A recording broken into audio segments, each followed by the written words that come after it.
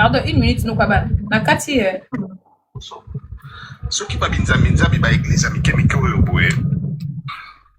Grâce Coutinho doit faire doublement la prison.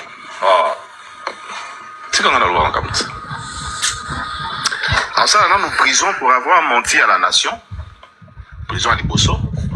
Ce qui va binza biba église amikemike oyoboé. Bazala rappelle la prison à Bango. Alors ça, la sous prison pour accoster la combo à Yesu.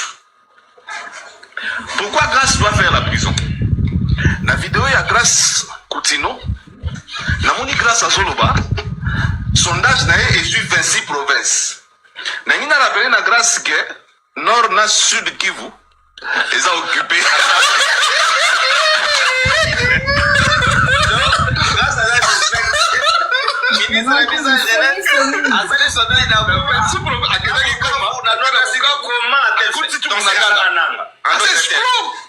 Non, non, pas de termes forts.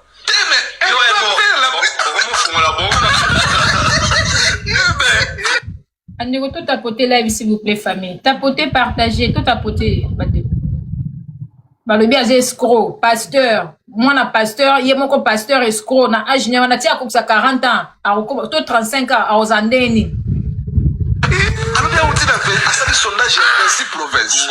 C'est-à-dire que Batu Oyo, ceux qui sont rebelles, Baboma qui va gêner ya Goma, lobby pour sondage et bimike, Bango va voter qui oui au changement de la constitution, grâce à l'outil de Magam.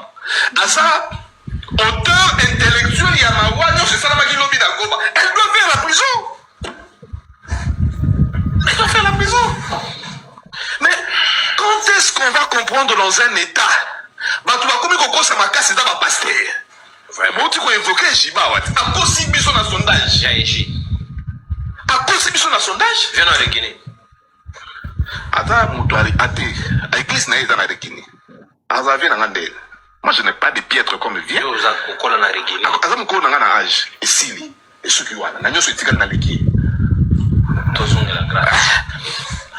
Nous sommes dans une république où 70% de la population est jeune. Ah oui. Dans les 70% de la population où ils sont jeunes, 80%, il y a 70 wana sont au chômage. Et dans les 80% où ils sont au chômage, numéro 1, on va qu'il faut bâtir la bisso. Parce que je vous rappelle que la jeunesse va de 0 à 70 ans. Numéro 1 à bisso, une honte nationale. Grâce. Mais où est Ralobagi, ils ont de 0 à 45 ans. Tout le monde est scientifique. Bon, où est la c'est pas scientifique. Na passé où est la beauté. Na qui ma maman li boulou na moti molanga, na passé où est la beauté. Ça veut dire que moi je vois la responsabilité. On dirait bateau tient la ministre. Bah éviter décret à responsabilité à la ministre à jeunesse. Tout le monde est Philippe. On s'est dit conférence sur l'opportunité à la jeune. Qu'est-ce qui en découle? Et là on dit et bibra qui a malonga na conférence sur nos jeunes qui a opportunité à misala à part le coca préservatif. Merci. Merci. Allez, il faut mais ce sujet il y a minéré to chuter dans 64 papa allez-y vite. To peux ça. Pas minéré na loba. Pona ba minéré na ko loba ki. Pona ba minéré déjà Félix Ateka qui déjà mboka. Félix Ateka côté kané mboka et monaki déjà ne bandeli. Il n'est pas capable de gérer. Et bon ko gérer na mboka na ndenge ya normal na musolo o ya kutina na poche ya l'état ne a compliqué. Et bon on a minéré ceux qui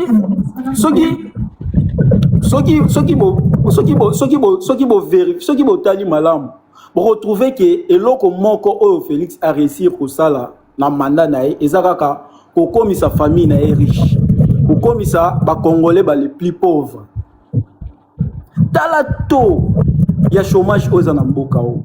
Est-ce que na mboka oyo to ba chômeur ba ngaba za lebele boy mama na ngana ke na paramètre otala niveau ba fazer bazokoma oyebike batu ba fazer to ebana kalake bazangi place ya nini mais ba fazer ba komo batu ba komo ça qui fazer na makasi donc qui fazer ekomi cop mais tozotala yango malamu bato bazobotamaka na balabala bongo bazokolaka na balabala bongo plus bazobotama plus bazokoma ebele nombre ya criminalité ezokoma l'état congolais na biso na kan wana azoloba nini azomona te azomona azoyeba yango bazoyoka balekaka bango mpe wana bazobenga bango bayigwe banani balekaka wana bamonaka bango mais baobeta yango kara bango essentiel il faut balia il faut batonga il faut bavoyager na otomona papa moko boya otoloba awa azoloba non projet ya bachinois nga na oki koyebisa bino ke mais c'est Félix Banda ye na projet ya société na ye ya depuis ya kota na 2018 ti lelo asali ate eloko moko te ya ye moko boye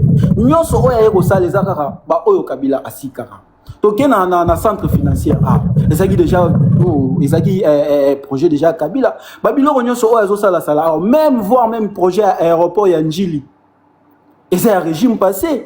Qu'est-ce que lui il a fait? Et l'autre dit oya sika oya sali to monité.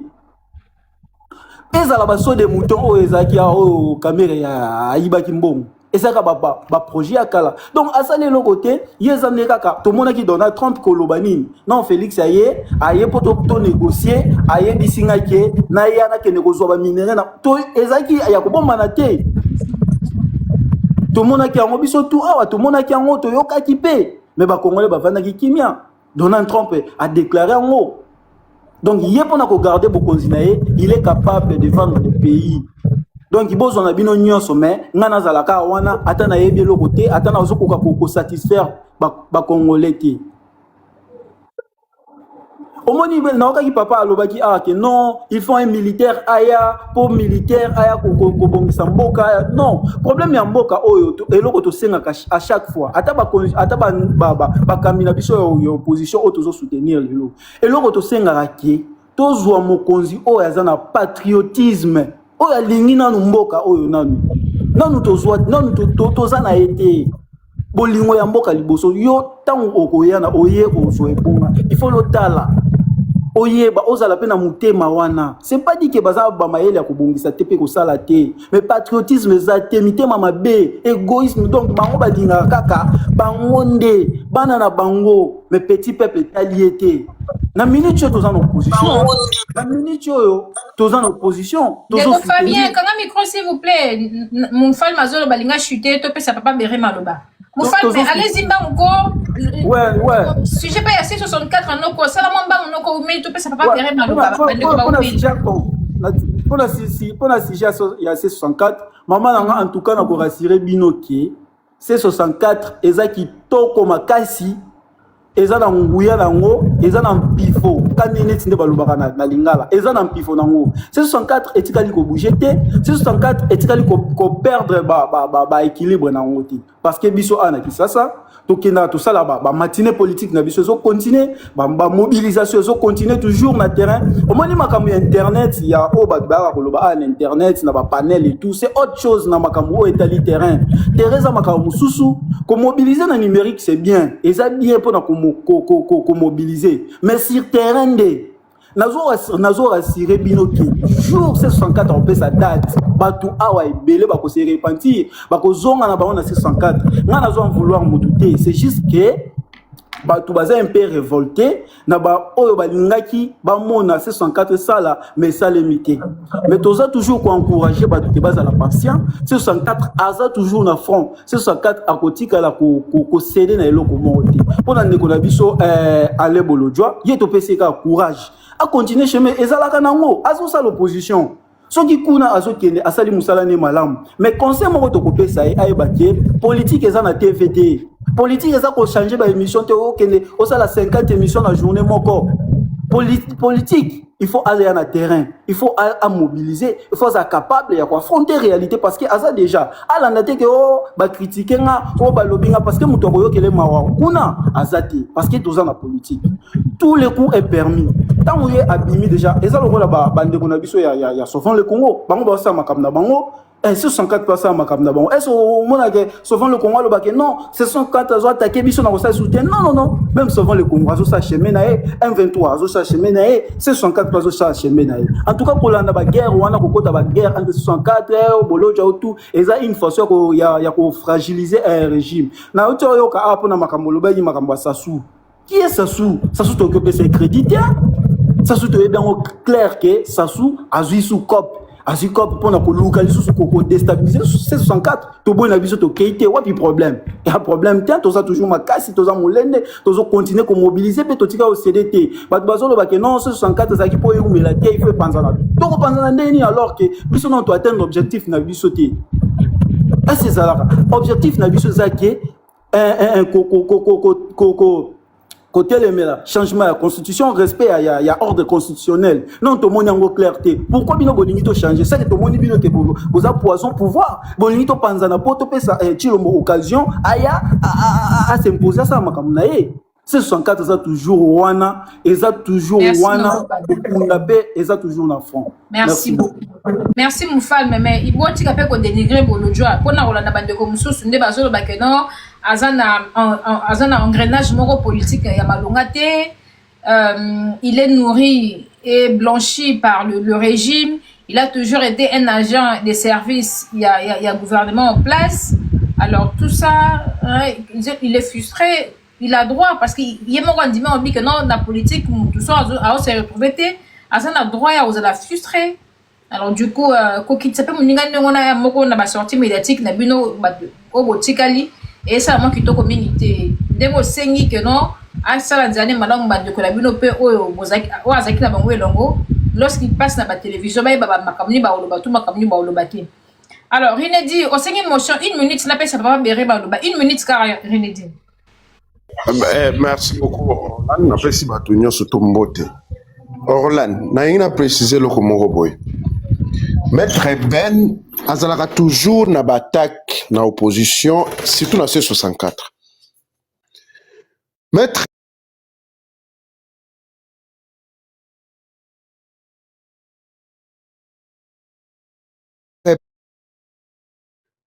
Ben, il faut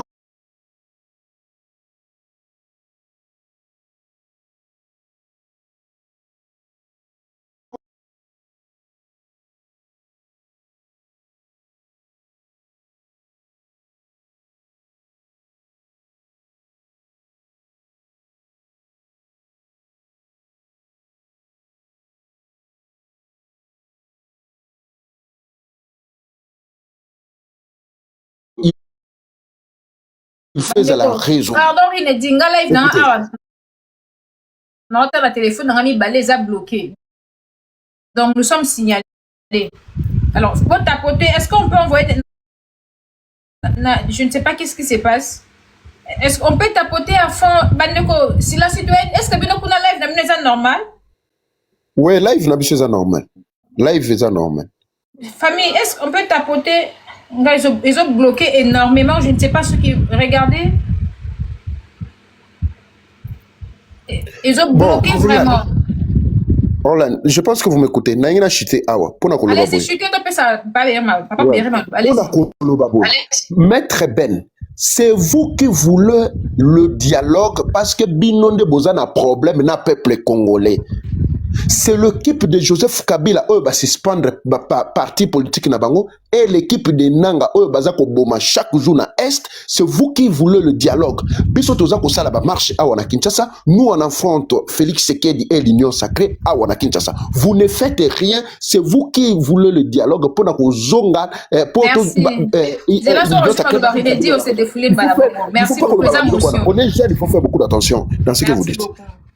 Merci beaucoup. Mais René dit, il faut que nous mettre Ben Azal libre, un peu sa point de vue. De la même manière, il y a oppose à la portée pour sauver le Congo, pour la FCR M23, il n'y a pas Azal libre, un peu sa point de vue par rapport à C64. C'est un politique comme toi, frère, donc Azal a droit.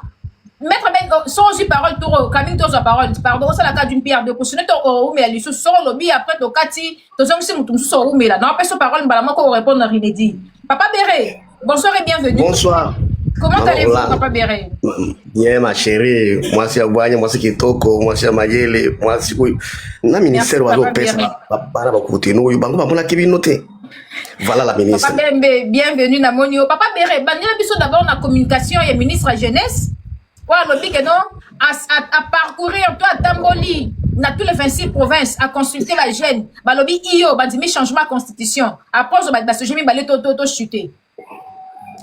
est-ce que jeunesse ya kozala ministre yabi qu'est-ce que jeunesse oui bila tango kabila kuna ministère wana akombina kango ezala ministère ya jeunesse sport et loisirs ezaka ministère moko obuko motile zo ba vantir pona kolia mbongo ça devient compliqué ça hein?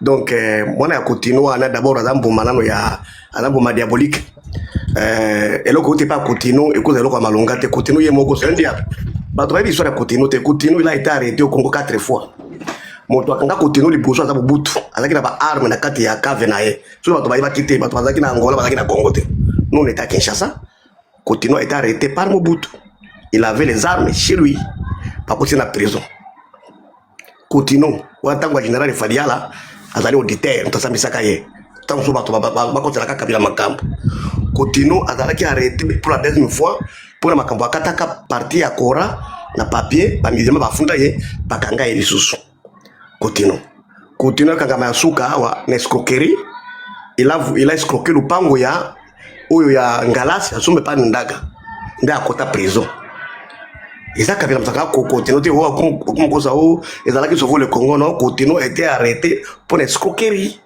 ya lupango ya Ngalasi o église wana oyo ezali famille ya ndaga il n'a pas voulu libérer lupango ya bato bakena na justice balongi dossier à côté prison à côté prison kuna nde akosi ba malade nde ayawa normalement Interpol ya bien continuer zala ki mutozuka abiki déjà azunga na Congo akende ko samba parce que c'est un prisonnier c'est quelqu'un condamné na escroquerie et détournement soit kubota mwana mala mwandengeli ni mwana bota mina famille ndenge wana mwana d'abord abandiko kosa alobi ya tanga awa na Créteil ya wapi tozana Paris awa il allait être arrêté. L'État en France au cours diplôme, bako kanga yo vous êtes ministre té, mais mon cours diplôme à la ministre. À quoi ça gagne mon appel na Chilombo? On me baza ba batalo futa. Français na ya zolo banano, exactement na kola na pototé. Français moko force. Donc dans tout comprendre té, vous l'appelez ministre sur quelle base?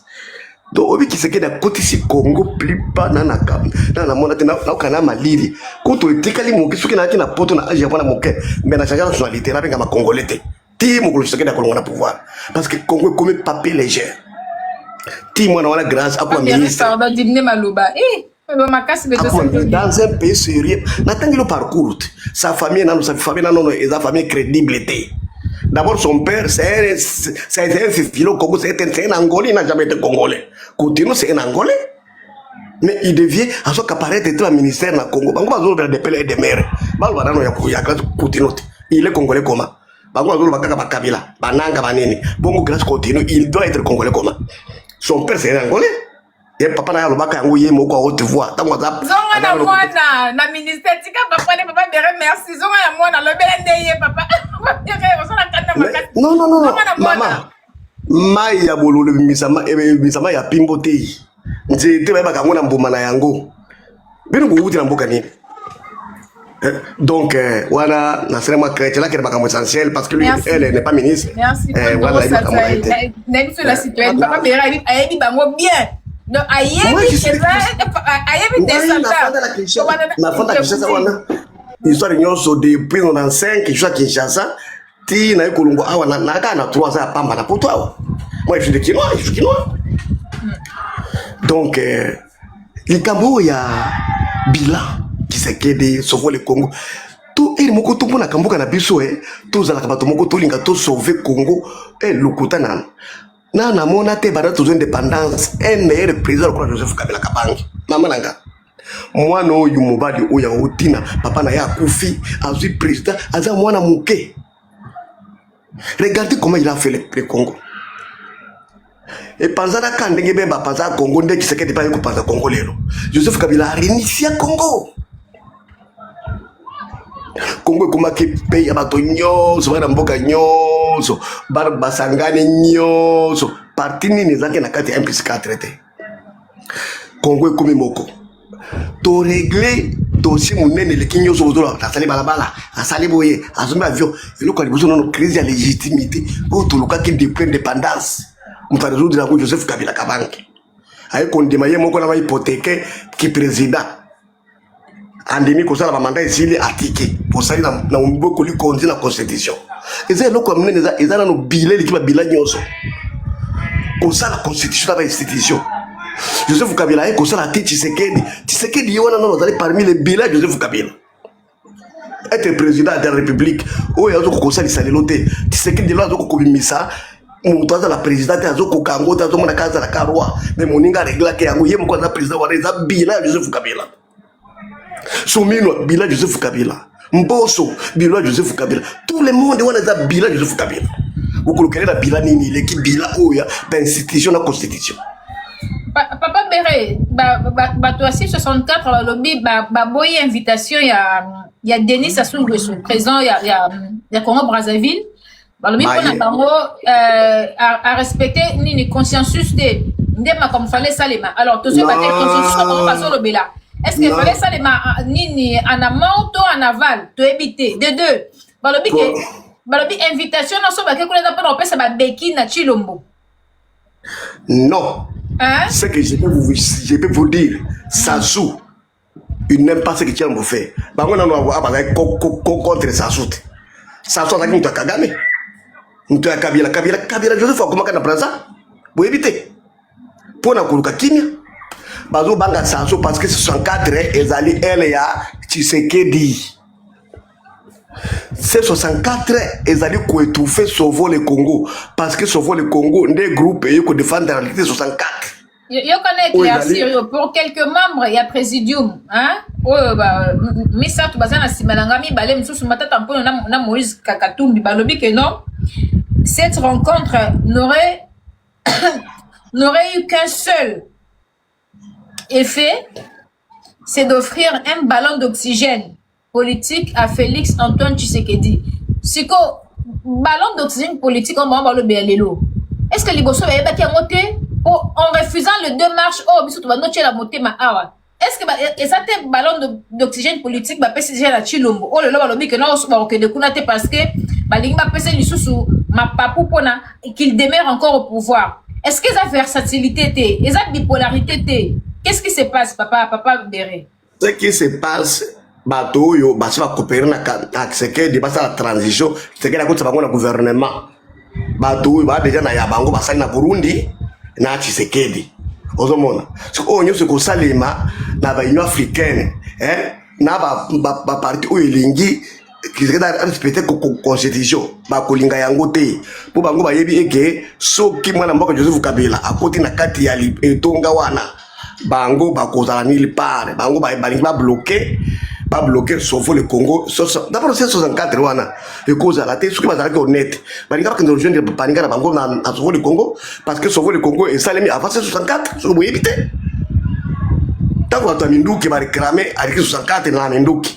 Moi moi Kabila lui a pas tout ça la Minduki tout ça la partie politique il y a qu'on réclamer des missions ya Tshisekedi de sauver le Congo. Moi na mboka nini Frank Jongo zakuna? Na Afrika na mona matison.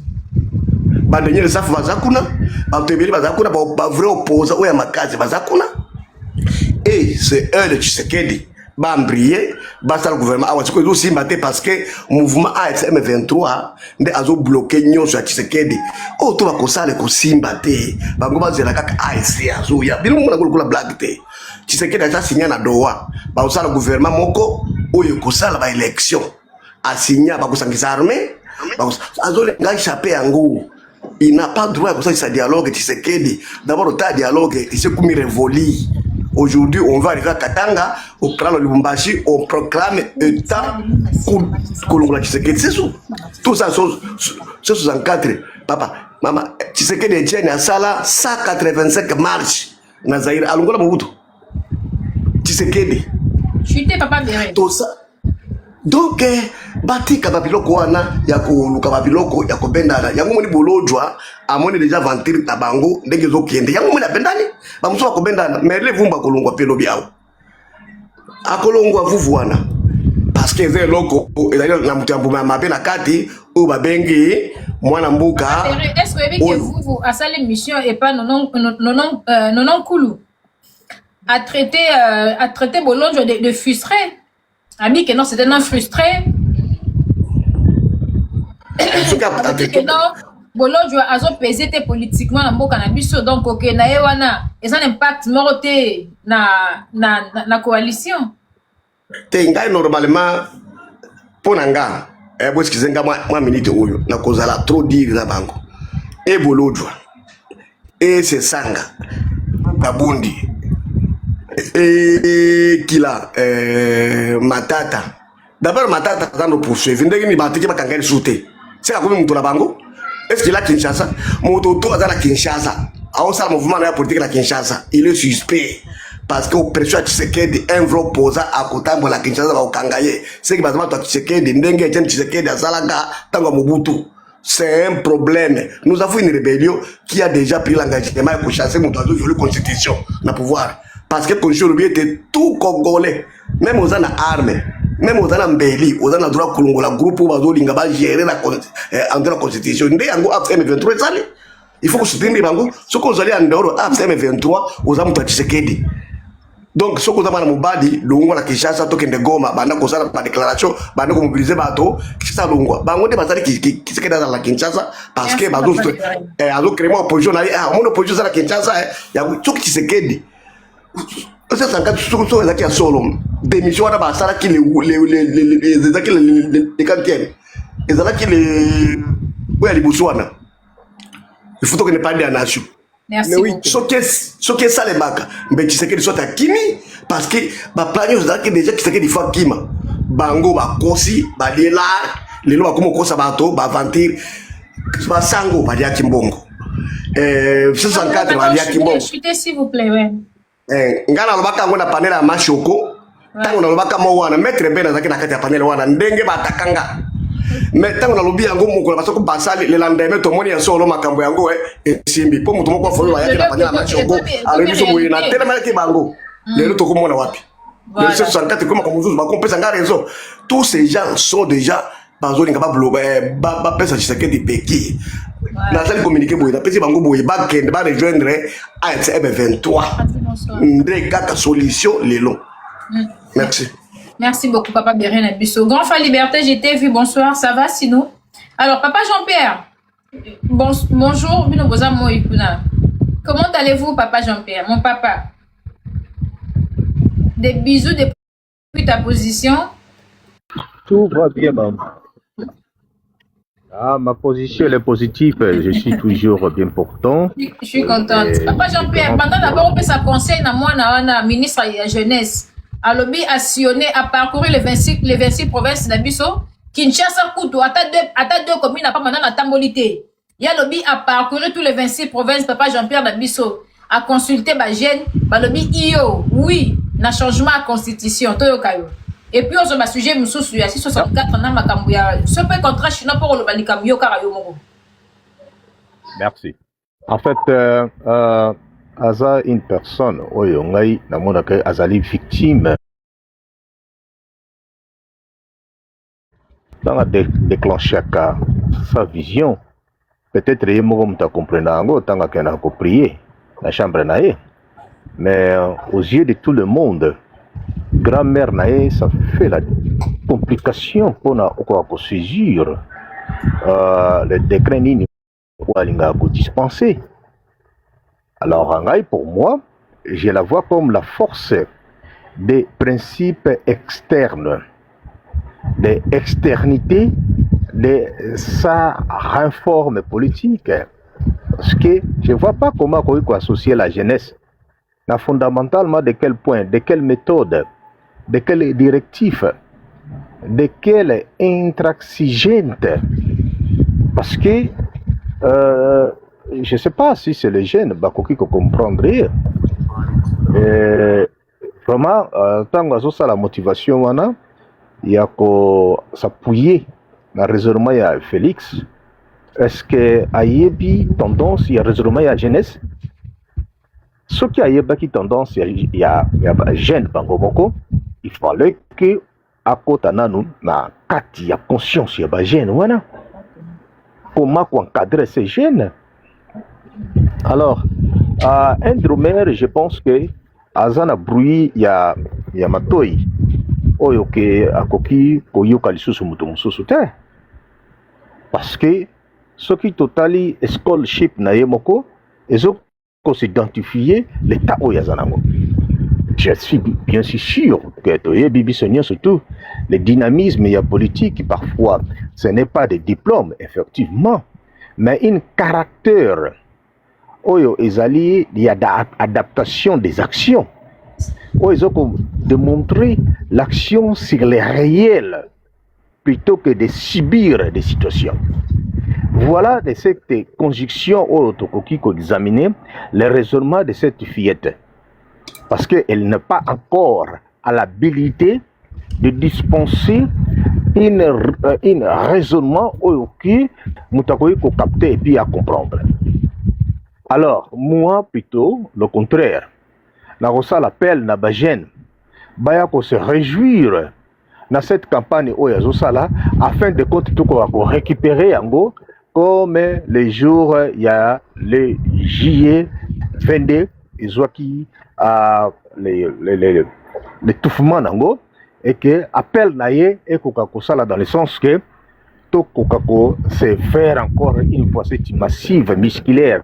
Il y a la date, il y a les 22, et comme on appelle naïe. Comme ça, tu renverser yéna d'ailleurs. Et puis, tu kende objectif, on a besoin de qui focaliser. Alors, cette campagne, papa, j'en vais le 12 août. Donc, je vois semaine prochaine. D'accord, il y a un bengi bajen. Le 12 août, les alidates n'a pas récupération, il y a le 22 juillet. To bima ebele.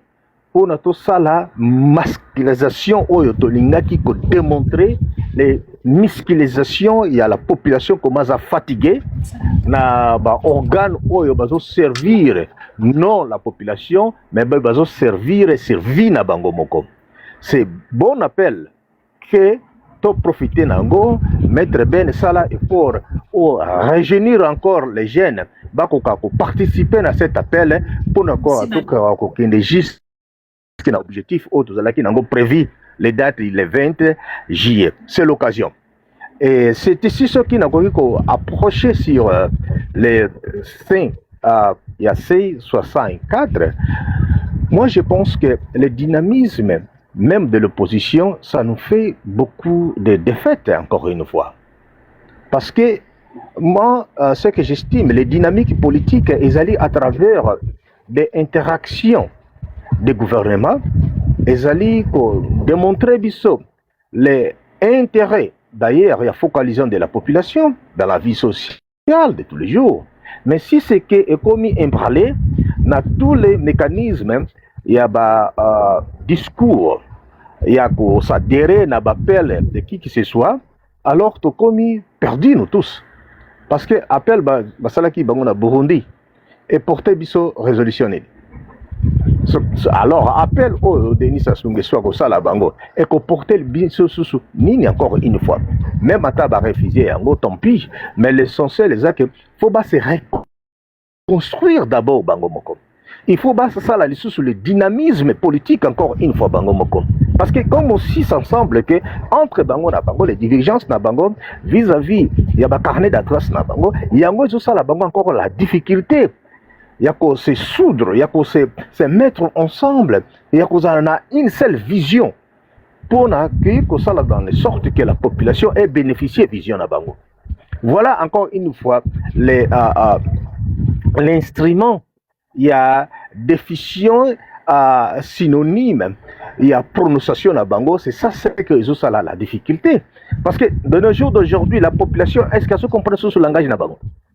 Pas du tout. Yango nga nazo pesa toujours l'étance nangai, il y a dynamisme, il y a pensée nanga, tozo basé ya sani il y a 5 litres, totia 2 litres ya huile.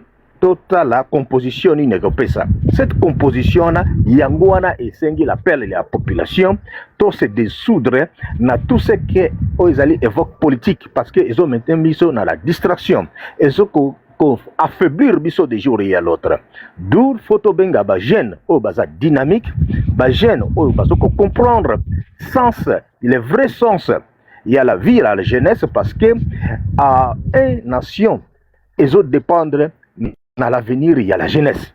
Voilà la raison pour laquelle Kengan encourageait toujours Maître Ben, étant que mon frère jeune, où il a toujours déterminé à la politique, où il a toujours déterminé l'intérêt de la population et beaucoup des autres, les frères autres dans la plateforme.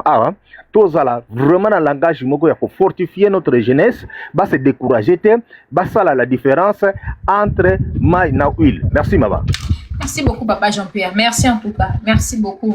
Alors, Maître Ben, n'invitez sur Banda. Ou répondre à Rinedi ou bien ou attaquer le sujet ou répondre à Rinedi na souka. Tout dépendra de toi. Na ligne penza mingi sujet tali jeunesse parce que ozo faire partie de la jeunesse wana o yo pe lelo ozo souffrir na injustice ya mboka na biso. Allez-y, c'est comme tu veux. Aux yeux dossier il y a un contrat chinois et puis tout celui ci na 64. C'est comme tu veux. Bienvenue en tout cas, j'espère que ça va. Bonsoir Maman Orlane, bonsoir à tous les Congolais. Je vois Papa Jean-Pierre, une amie pacifique, inédit. Bonsoir à vous, bonsoir à tout le monde. Je vais commencer avec le sujet de cette personne que vous appelez ministre de la Jeunesse. C'est ça. Mais avant tout, permettez-moi de dire un mot. Lorsqu'on parle des personnes qui occupent des fonctions étatiques, des fonctions publiques, il y a d'autres indigènes qui viennent nous traiter de jalousie, des jaloux. Quelqu'un qui assume une fonction publique, une fonction étatique, qui gère un bien commun, mais vous allez voir des incervelés qui viennent nous traiter de jaloux. Je ne sais pas si c'est de l'idiotie ou c'est de l'ignorance. Madame Azoba, c'est des idiots comme tu le dis. Le ministère de la Jeunesse n'est pas un bien privé de la famille Coutinho. Lorsqu'elle était pasteur dans l'église, esclaves, moi je ne les appelle pas des fidèles, esclaves, il y a armée de la victoire. Qui parlait d'elle? Qui parlait d'elle? Donc, ne venez pas nous montrer vos insuffisances ou vos ignorances à la place publique. On n'en a pas besoin. On n'en a pas besoin en tout cas. La personne que vous appelez ministre de la Jeunesse, je ne sais pas pourquoi on permet à cette personne de prendre la parole en public. Voilà. C'est quelqu'un qu'on doit interdire de parler publiquement. Parce qu'à chaque fois qu'elle prend la parole, elle nous montre ses insuffisances intellectuelles.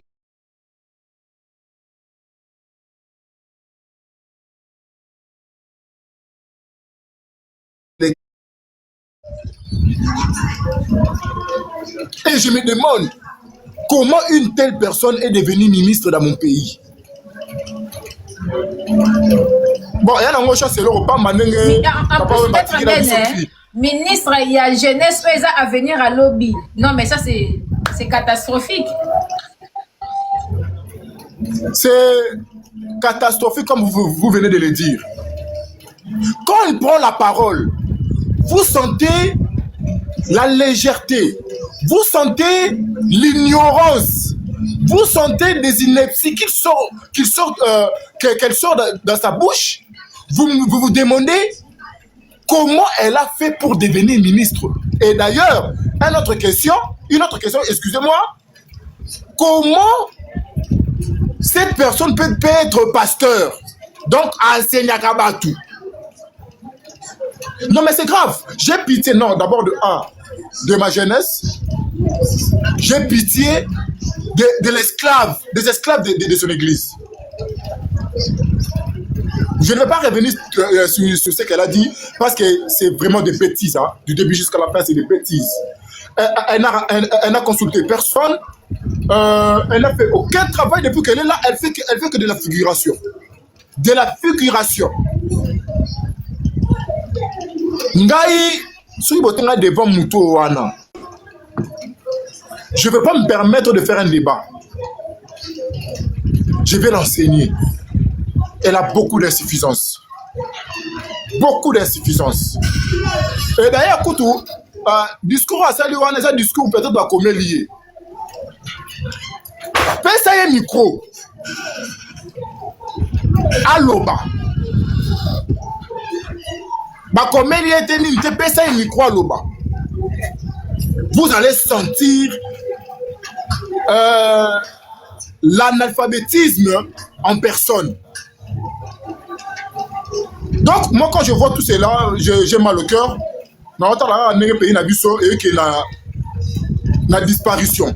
Parce que des gens comme Kascoutino, ministre de la jeunesse de mon pays, ah ben, allez-y comprendre. Allez-y comprendre de place Tokomi. Mais là, pour le sujet de C64, Maman Roland, Oui, papa. je l'ai dit et j'ai toujours dit que C64, c'est une aventure. Je vais répondre Rinidi après. La C64 n'avait qu'un seul objectif. Le Congolais, écoutez-moi. L'objectif de C64, c'était d'attirer l'attention de Félix Tshisekedi.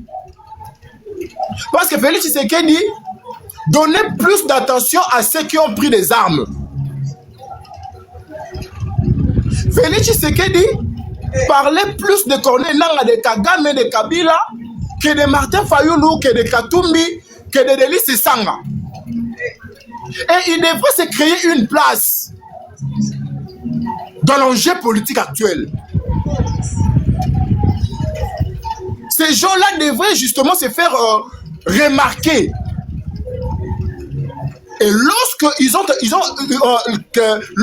Félix Tshisekedi les a remarqués, lorsque Félix Tshisekedi a tiré Bangoka, ils n'ont pas hésité de tourner le dos aux Congolais. Ils n'ont pas hésité. Regardez la vitesse à laquelle Bakenara Bujumbura.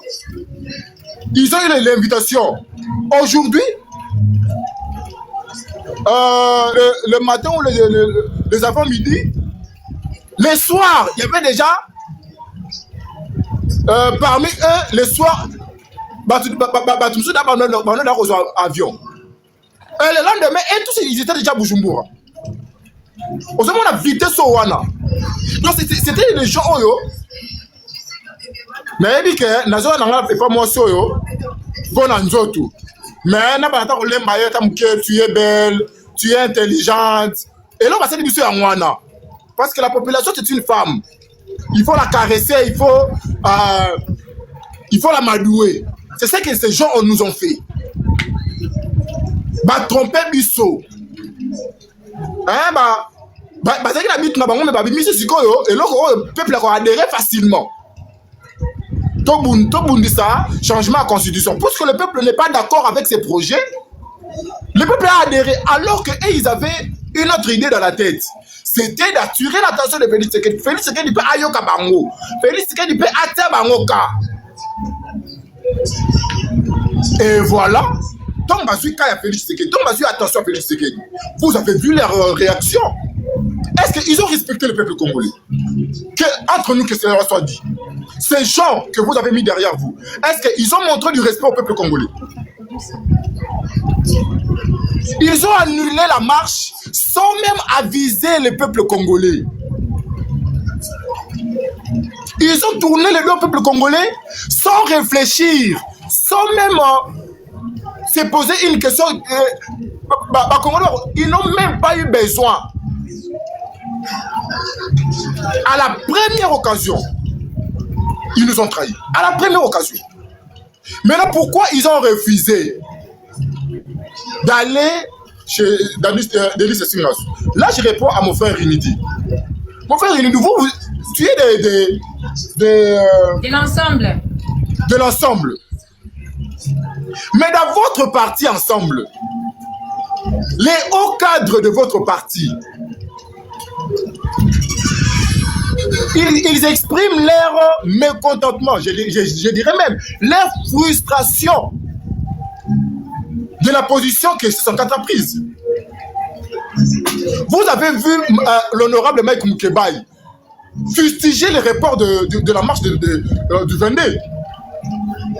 Maman, hier, moi j'étais dans la panel, il y a maman dit excusez-moi, j'étais avec Maître Yakessé. Maître Ben, ne t'excuse pas. Nga, autant la combat battu, surtout, je n'ai pas de problème avec qui que ce soit. Allez-y, frère. D'accord. J'étais avec Maître Hervé Diakese, porte-parole de l'ensemble. Je vous ai suivi. Tant que il y a question sur la C64, les décisions qui sont prises au sein de la C64, il y a mon quoi lobby que non. Moi, en tant que politique, je ne suis pas d'accord. Parce que la C64 n'a pas été créée pour le dialogue. Porte-parole et ensemble à lobby bongo. Mais il dit C64, c'est une aventure. C64, c'est une distraction. C64, c'est un théâtre. Et les peuples congolais ont compris. Les peuples congolais ont compris que c'est une aventure. Ils ont voulu se faire une santé politique. Ils ont voulu se faire remarquer. Et ils ont réussi parce que Félix Tshisekedi a remarqué bango. Donc ils ont été remarqués. Leur objectif a été atteint. Alors, s'il vous plaît, s'il vous plaît, je vous en conjure. Mais quand même, c'est que invitation passe à Souba Boy. Ça Félix, Beki, oxygène politique. Pour la ligne, invitation, maman. Ouais. Pour la ligne, invitation à Denis Sassou Nguesso. Parce que invitation à Naïchimie. Et ça là qui déjà il y avait déjà des diversions, il y avait déjà des oppositions entre eux, des contradictions. Ça n'a pas fait l'unanimité. Il y avait donc une partie où qui et ça là déjà problème. Rapport il y a les 22. Là c'était encore voilà, c'était encore très grave. Yangozo Moni Lelo Alain Molo, malgré qu'il commence à tirer sur lui, moi je suis d'accord, je suis toute la ligne. Je ne suis pas, je ne partage pas la politique d'Alain Molo. Il s'attaque à notre président Joseph Kabila, mais tout ce qu'il dit, moi je suis d'accord avec lui. Donc, rapport, il y a les 22, ça créait des fissures entre eux. Si quand invitation de Denis Sassou Nguesso, ça fait aussi couler beaucoup d'encre au sein de 64. Parce que Mouton Tewana o ala simana yo jama Kaboun. Na Denis Sanga. Et ils sont d'accord pour aller. Maintenant l'ensemble et les autres, le lot n'a pas né dans la Yamode, allez à l'Ikamboute le lot. L'ensemble et les autres, baza qu'on s'opposait les locaux, voilà parce que comme les locaux ont l'habitude. Effectivement, le quelques membres bazar d'accord, Moussou bazar d'accord, effectivement, je me joins à toi, c'est vrai. Merci beaucoup, grand frère Mike. Merci beaucoup, papa MM. Maintenant, pour sauver les apparences, n'est pas décliné. C'est justement pour sauver les apparences. Mais ce qui est envers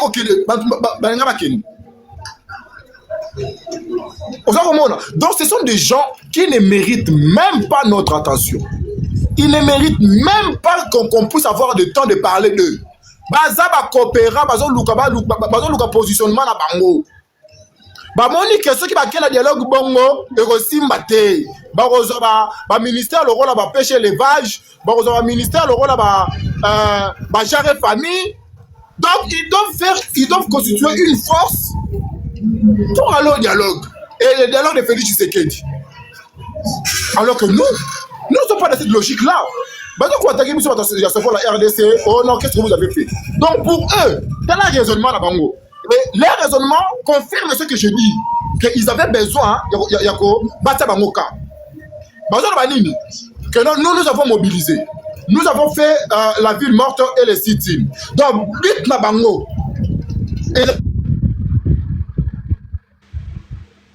Il faut se faire remarquer. Maître Ben, t'es où là? On t'entend plus. Bandekobo, tapotez quoi, s'il vous plaît, famille? Tapotez le live. Il est où? Maître Ben, on vous entend plus.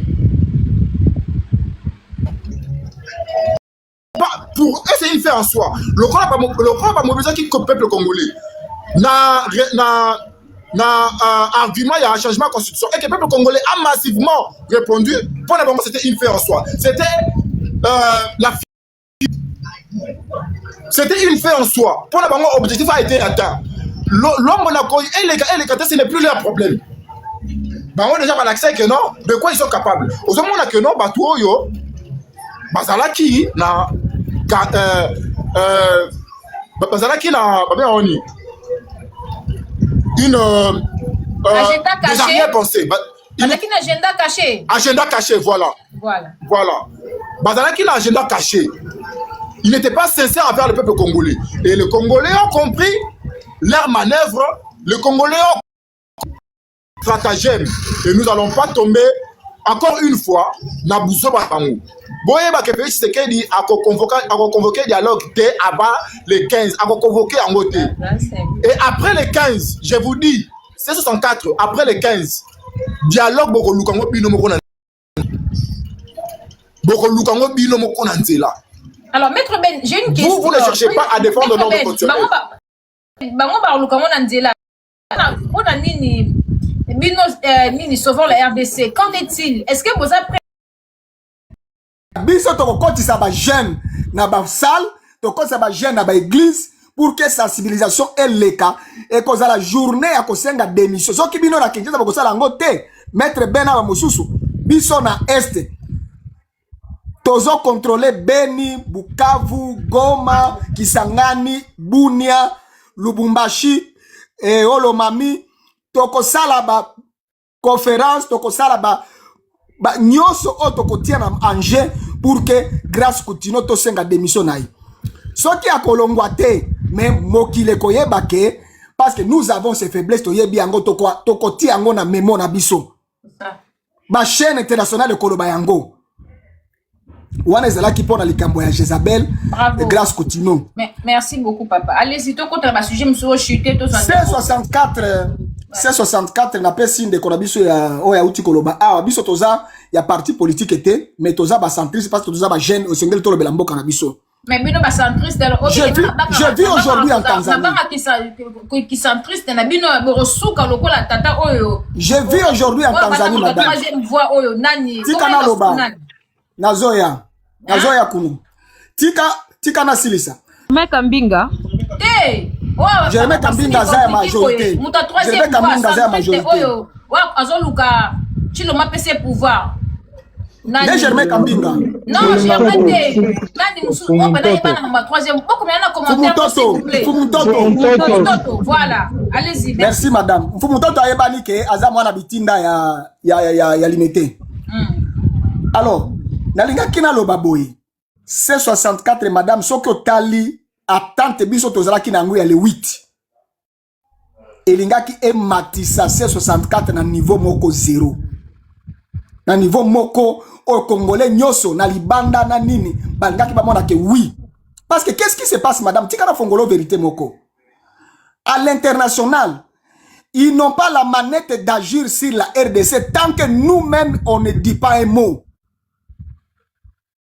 Trump a utaki koloba yango akobi malibanda te akobundela biso Macron alobaki yango l'Union européenne c'est lobi yango et maintenant tant que à l'intérieur rien ne se fasse batu ba konsala ya libanda ba international ba koloba le côté mais tango C64 bimi parce que son des cloches ya batu ya Goma e bandaki koyo esi yo kamaki e yebani pe mais siko côté penza ya isika ya ba institution ezalaki de loko ya malongala makati na kasi tende C64 tango est programmé le 8 maman et loko wana elingaki beta penza oyo penza la père a changé le camp maman et loko wana elingaki changer kamba la moko mais baye kozwela bango kuba batindi bango wapi esika ya ndeko ya mwana mukofia ya nani ya Burundi Evariste Ndayishimiye. Une vérité pour Ndayishimiye. Ndayishimiye, au jour d'aujourd'hui, c'est moi qui fournissais le pétrole au Burundi. J'ai un contrat avec le gouvernement de Sonabou. Bazana, 2 mois, mboka mobimbe za na carburate. Mais azui esika, bazo futa soda na ye moko $5,000. Akozanga kotia molende wana? Akozanga kotia molende wana nde ozomona bandeko basoda na ye nyonso baza kodeploye bango esika baminere ezali Kamituga, Mwenga, Lugushwa, esika oro ezali pour que basala nini bango pe se retrouver. C64 eko kota na motambo wana ba eko kende wapi na Burundi et BBC réputation ya nini ya C64 annulation ya le 8 mama yeba que C64 déjà na mitema na biso ba congolais donc tozonga ki déjà sima bauti kozonga basali communiquer balobi te tolingaki tondimaki batata molimo na biso ndenge toyokana ki bayebisa ki biso totia na sende toyoka ki bango maintenant tozozela ba usali ata quelques jours te pour constitutionnel yango yo eyokisi bango soni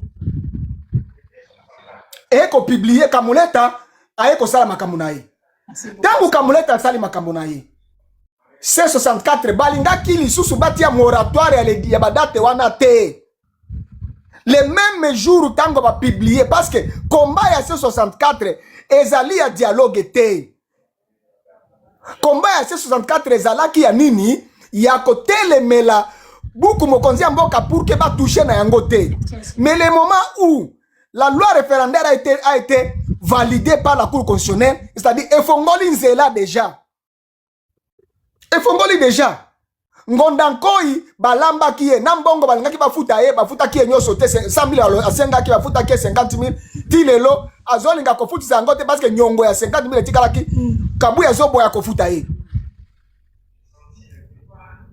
loi ya ngondankoi wana.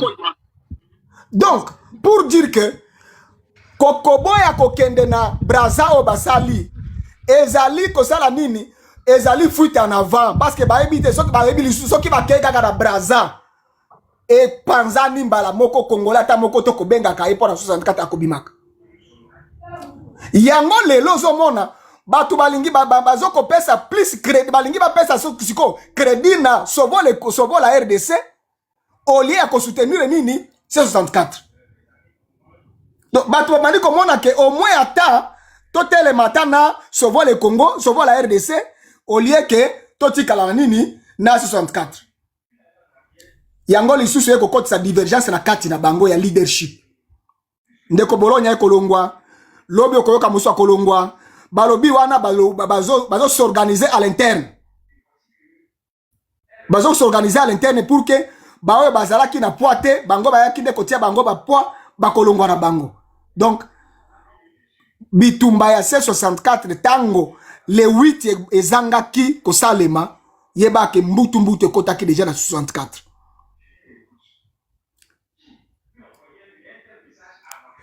Madame nazolanda yote. Nazolanda yote. Maman Orlane micro maman Orlane. Maman Orlane micro tozolanda yote. Bolimbisa pardon. Nalobi siko baboyi. Oui, merci. Merci bolimbisa bandeko na ngai. Na bando sona mona na kangi micro. Siko lelo baboyi. Balobi ke no bazui mayele baboyi ba décliner invitation ya nani ya Denis Sassou Nguesso. Donc quand même ba comment aux hommes mayele par rapport ya ndeng basala ki liboso siko balobi ke no ba meka ko changer peut-être papa. Maman on a bazata une invitation officielle te. Ba pesi na bango invitation te. C'est là tango ba pesa bango invitation ba okende ba koela biso prétexte mosusu. Yo bosani bango ba koela biso prétexte mosusu ba kokende. Ba kokende. Bazui na invitation officielle te. Alors, nalingaki na zonga wana. Soki vraiment bitumba ezalaki ya dialogue. Dialogue wana toyoki ko na banungu na ba document tozo tanga na ba réseaux sociaux, Angola yuti ko proposer schéma na yango. Président de la République a proposé schéma na ye. Alobi ke yenda kozala alpha na omega ya dialogue. Et maintenant, Brazzaville bozo kende kozala nini? Angola essaie de proposer schéma. Sovo la RDC proposé schéma C64 bitu marabino zala ki a dialogue était donc ozomona ke bazo mema biso ne loko moko eza ya compréhension ya malamu te.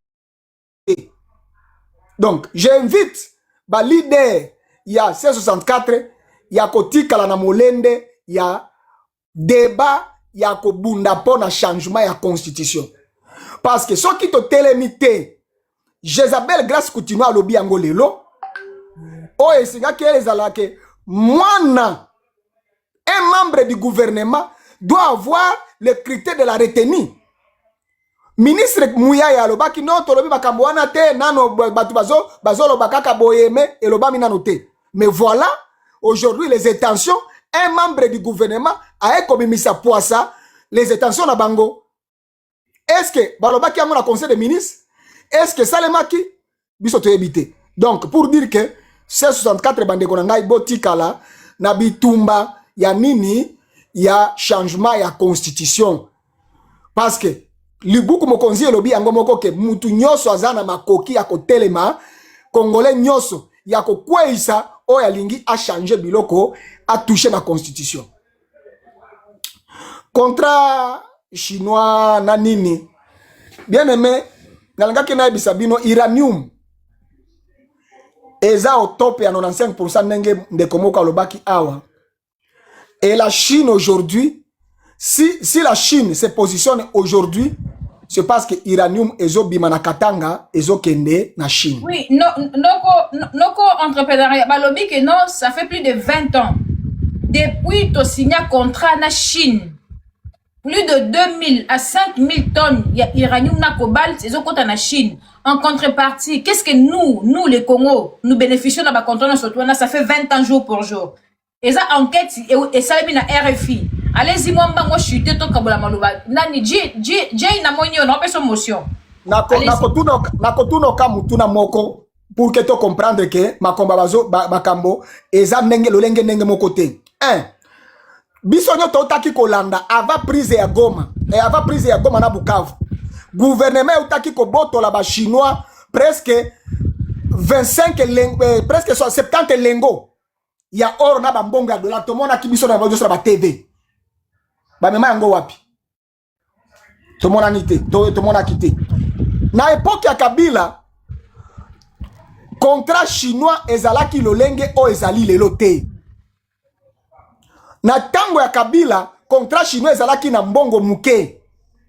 Mais voilà asalaki ACGT 1, ACGT 2, asalaki balabala oh boulevard tozanango eza contrat chinois. Ba pont ebele tozanango eza contrat chinois. Balabala kota Kinshasa okoma Chikapa eza contrat chinois. Ebele. Donc pour dire que na tango Kabila au moins ata congolais bénéficiaka muke na nini na contrat chinois yango. Mais lelo sikoyo depuis 2020 ti lelo to bénéficier na contrat chinois. Bon, on za bon ma poche Chilombo na Anthony. To bénéficier na contrat chinois. To bénéficier le côté. C'est-à-dire na ndenge ya ko comparer. Toki ko comparer comparable té madame.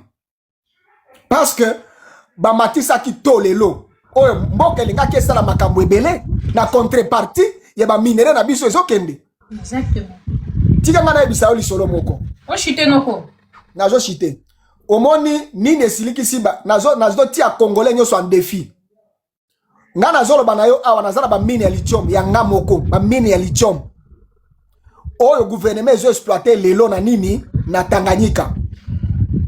Et pourtant tango tali na vidéo ba mine wane bimaki na Tanganyika gouverneur ya Tanganyika ndake ndeko sala nini ko bimisango lukuta ubie ya solo. Mais minere wane ke wa peke na Chine.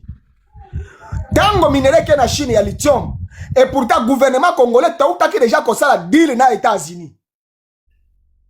Donc ozui biloka motu ya opesi muto signé na contrat te mais muto signé na contrat deal na ye au sale lo côté. Ba américain bakoya ko sunga biso ta mukolo moko te. Ba américain bakoya kata mukolo moko te.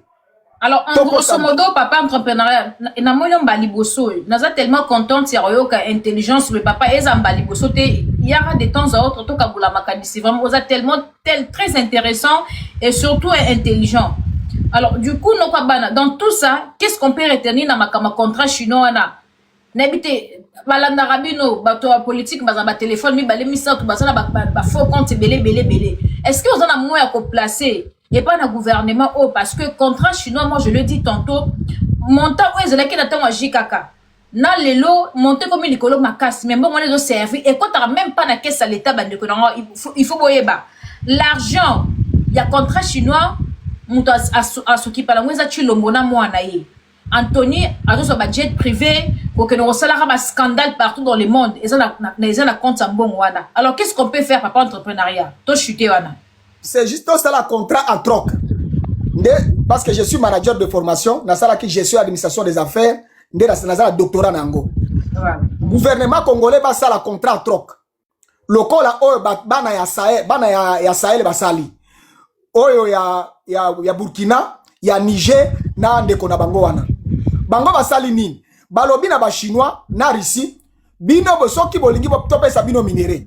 Topesi bino minéré na biso, mais à contrepartie, tolingi bosala boye bopesa mbongo te. Parce que le mal pour le Congo et le mal pour nos dirigeants, c'est les papiers verts, c'est les papiers bleus. Ce qui ba monika blé wana et comme ata mokolo moko te. Blé oyo et kendaki na Monaco, na Barça, yango kufi lelo boy. 10 millions de dollars. Et pourtant 10 millions de dollars madame na plan agricole et okiko sala 85 000 hectares ya loso na mboka na biso. O ezali industrialisation ya secteur ya rizerie. O ngala sala ki plan na pesi na conseil na pesi na wameso. Donc toza esengeli conseil na ngala ko pesa ba politicien ezaka moko. Soki to kolinga ba contrat chinois est avancé, ba sala contrat troc, ba pesa bango blété. To bozu iraniu bo sala 100 km ya balabala ko banda Kisangani kokoma ikela. Bozu 100 tonnes ya cobalt, bosa la biso balabala, ya kobima maluku, et komi bongandanga.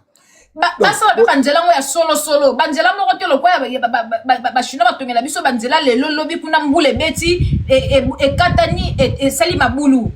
Eza irresponsabilité na conscience ya bakonzi na biso. Parce que wana bakosala ngo na Burkina Faso te, bakosala ngo na Niger te, bakosala ngana zalaki na Sorubat. Sorubat eza société ozotonga balabala na nini na Burkina Faso. Na kendaki ngamo ko kozo bango tango nazwaki contrat ya kosala balabala ko bakisangani tina comme sango Bukavu. Na kendaki ko luka société wana ezali société ya ba marocain. Ba marocain balobi biso tozala problème ya qualité te. Mais bino bosengaka nde to pesa kabino. Et tu vois que au sentir que ba mindele ba banga kabiso te. Parce que biso nde to proposa ka bango. Ba odie utaki ko fuite awa pona ba retro commission ya mbongo ya stade. Na ba mbongo ya nini? Ba mbongo ya Monaco. Bo pesa biso autant. Biso pe ba légitimer a balobi za retro commission. Donc tant que ba biloko wana ezo sile na mboka te to ko avancer kate. Merci beaucoup madame. Accent papa nani Jay, zone motion frère s'il te plaît. Oui. Oui. Bonsoir maman Orlane, bonsoir à tout le monde. Bonsoir la bandeko tout au partagé panel. Nga motion na ngeko la mingi te. Ma motion est plus na likambo ya suko totio loba ya uranium. Je pense que j'ai alerté ce sujet depuis quelques jours. Na lisolo à uranium. Mais comme toujours ba taliban ba rebondir na sujet obisoto bimisaka. Maintenant acceptons que sur les 20 ans que uranium est bimi na Congo, ils veulent, depuis un certain moment, des balobi 20 ans, parce que je pense que il y a 20 ans, je pense, avant-hier, hein, sur TV5, qui interviewé un journaliste, voilà. Mais sur les 20 ans, ils oublient qu'ils partagent 7 ans. Ils oublient qu'ils partagent 7 ans. Mais, sur ces 7 ans-là. 7 ans, 8 ans et demi, papa. 8 ans et demi même.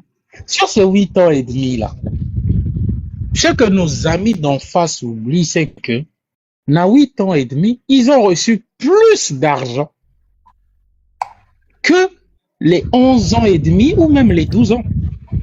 Non, mais contrat chinois, Kabila, Kabila a signé un contrat chinois en 2015 apparemment. Le contrat, et le pire, c'est que le contrat chinois avec Kabila n'a commencé qu'après 2006.